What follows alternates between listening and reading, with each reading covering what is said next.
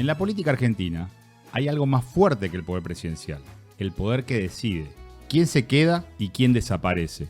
Un poder que no necesita votos, no necesita cámaras, solo necesita una herramienta, control absoluto. Nos acostumbramos a mirar al que habla, al que grita, al que aparece todos los días, pero la política real no funciona así. Funciona en otro lugar, más silencioso, más frío. El poder moderno no es solo liderazgo, es administración del poder. Es decidir quién entra, quién se queda, quién se va. Y en Argentina de hoy, ese tipo de poder tiene un nombre: Karina Milei.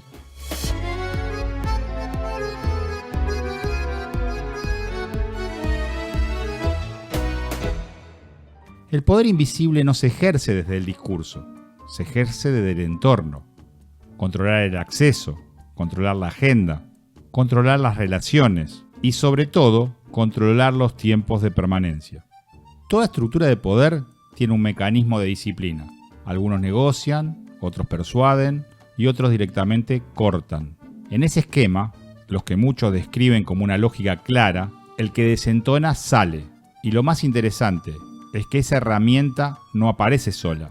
Alguien la habilita. En La Libertad Avanza, esa herramienta, el presidente, la llama la guillotina y tiene el uso exclusivo de su hermana. En estructuras de poder tan concentradas, el liderazgo visible muchas veces delega la organización, delega el orden y también delega el costo.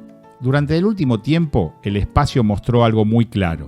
Hubo figuras que quedaron afuera, otras dejaron de tener influencia y al mismo tiempo hubo otras que se consolidaron.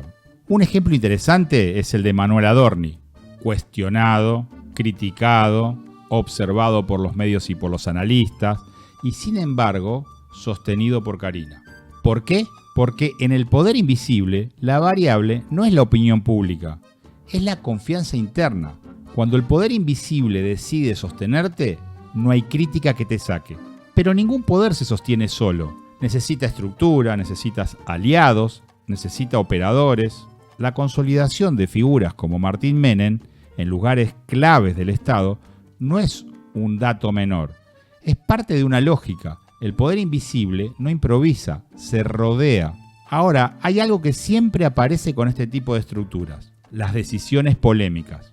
Casos discutidos públicamente, situaciones que generaron ruido, cuestionamientos en distintas áreas del Estado. Y ahí se pone a prueba el sistema. Porque el poder invisible no evita los errores, los administra.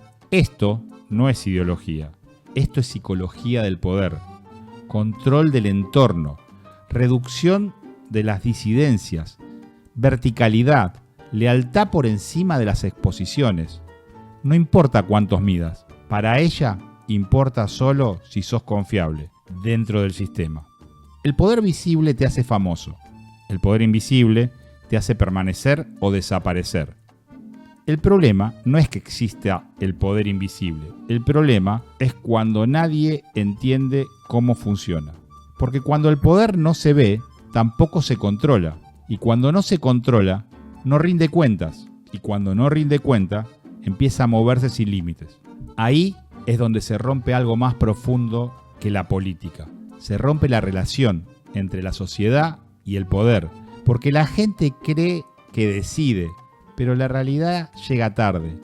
Llega cuando las decisiones ya están tomadas, cuando las estructuras ya están cerradas, cuando los nombres ya están definidos. Discute lo visible, pero el poder ya operó en lo invisible. Y entonces pasa algo peligroso. La democracia sigue existiendo, pero el poder real se vuelve opaco. No desaparece, no se debilita, se vuelve más difícil de detectar. Por eso entender cómo funciona el poder invisible no es un detalle. Es la diferencia entre mirar la política y entenderla. Porque al final, el mayor poder no es el que se impone, es el que nadie ve. Pero todos obedecen. Si empezás a ver esto, ya no podés dejar de verlo. Suscribite y compartilo. Y ayúdanos a que más gente deje de mirar solo al que habla y empiece a entender quién decide. Esto es la rebelión del ruido. Y recién empieza.